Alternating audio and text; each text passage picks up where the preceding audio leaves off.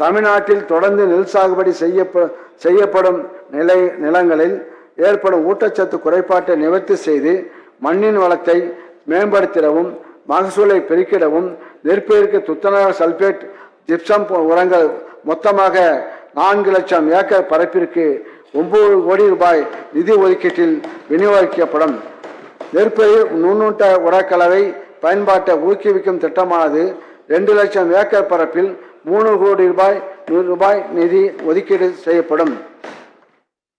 முக்கிய வேளாண் பயிர்களின் உற்பத்தி திறனை உயர்த்துதலை ஊக்குவிக்கும் திட்டத்திற்கென மொத்தம் 48 கோடி ரூபாய் ஒதுக்கீடு செய்யப்படும்.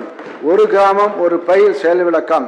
நாட்டின் உண்மையான முன்னேற்றம் கிராமங்களின் வளர்ச்சியில் உள்ளது என்ற காந்திய சிந்தனையில் கிராமங்களில் மறுமலர்ச்சி ஏற்படுத்திட ஒரு கிராமம் ஒரு பயிர் என்ற புதிய திட்டம் 15,280 வருவாய் கிராமங்களில் செயல்படுத்தப்படும்.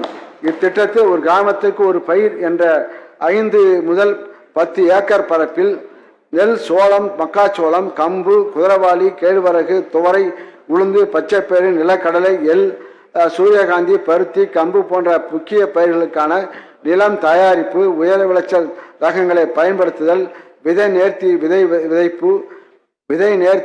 விதைப்பு, ஒருங்கிணைந்த ஊட்டச்சத்து வேளாண்மை உட்பட்ட அனைத்து தொழில்நுட்பங்களையும்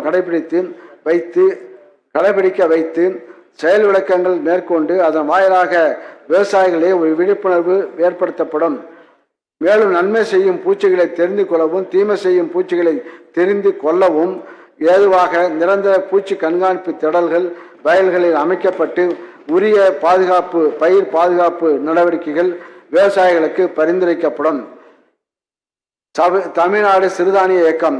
கருங்கால் வரகே, இருங்கதிர் திணையே, சிறுகுடி கொல்லே, பொற்கிளர் அவரையோடு இந்நான்கல்லது உணவும் இல்லை என்ற புறநானூற்று கூற்றின்படி நமது உணவில் சிறுதானியத்தின் பங்கினை கருத்தில் கொண்டு சிறுதானியத்தில் உள்ள ஊட்டச்சத்துக்களின் முக்கியத்துவம் உலக அளவில் ஏற்றுக்கொள்ளப்பட வேண்டும் என்பதற்காகவும் 2023ஆம் ஆண்டானது சர்வதேச சிறுதானிய ஆண்டாக கொண்டாடப்பட்டது.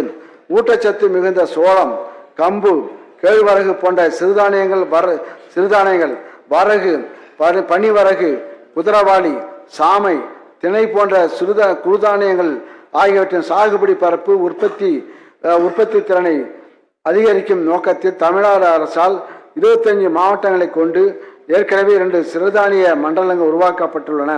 2023-24ஆம் ஆண்டு முதல் 2027-28ஆம் ஆண்டு வரையிலான 5 ஆண்டுகளுக்கு தமிழ்நாடு சிறுதானிய இயக்கம் 2 மண்டலங்களிலும் செயல்படுத்தப்பட்டு வருகிறது. இத்திட்டம் 2024-25ஆம் ஆண்டிலும் 65 கோடியே 30 லட்சம் ரூபாய் ஒதுக்கீட்டில் தொடர்ந்து செயல்படுத்தப்படும். மாநில வேளாண் வளர்ச்சி திட்டம்.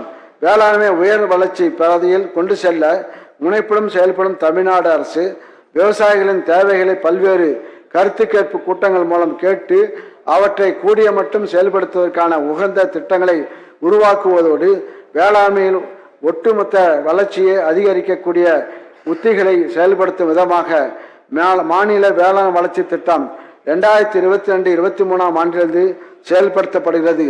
இதில் மாநில அளவில் சிறுதானியங்கள், பயிர் வகைகள், எண்ணெய் வித்துக்கள், கரும்பு பயிர்களில் அதிக உற்பத்தியினை பெறும் முதல் 3 விவசாயிகளுக்கு முதல் பரிசாக 2,50,000 ரூபாய், 2ஆம் பரிசாக 1,50,000 ரூபாய், 3ஆம் பரிசாக 1,00,000 ரூபாய் என 33 பரிசுகள் வழங்கப்பட்டு வருகின்றன. 2024-25ஆம் ஆண்டிலும் இத்திட்டத்திற்காக 55 லட்சம் ரூபாய் நிதி ஒதுக்கீடு செய்யப்படும். அதிக நீர் தேவைப்படும் நெற்பயிர்களுக்கு மாற்றாக குறைந்த நீர் தேவையுடைய மாற்று பயிர்களான சிறுதானியங்கள், பயிர் வகைகள், எண்ணெய் வைத்து பயிர்களை ஊக்குவிக்கும் வகையில் 2024-25ஆம் ஆண்டில் 1 லட்சம் ஏக்கர் பரப்பளவில் மாற்று பயிர்கள் சாகுபடி திட்டம் செயல்படுத்தப்படும். இதற்கு தேவையான விதை, உயிர் உரங்கள், உயிரியல் கட்டுப்பாட்டு காரணிகள், நுண்ணூட்ட உரங்கள், இளவெளி உரத்திற்கு தெளிப்பு மானியம், அறுவடை மானியம் ஆகியவற்றுக்கு 12 கோடி ரூபாய் ஒதுக்கப்படும். பட்டதாரி இளைஞர்களை வேளாண் தொழில் முனைவராக்கும் விதம் 2024-25ஆம் ஆண்டில் 100 இளைஞர்களுக்கு வங்கி கடன் உதவியுடன் கூடிய ஏதாவது ஒரு வேளாண் சார்ந்த தொழில் தொடங்குவதற்காக பட்டதாரிக்கு ஒருவருக்கு அதிகபட்சமாக 1 லட்சம் ரூபாய் மானியம் வழங்கிட 1 கோடி ரூபாய் நிதி ஒதுக்கீடு செய்யப்படும்.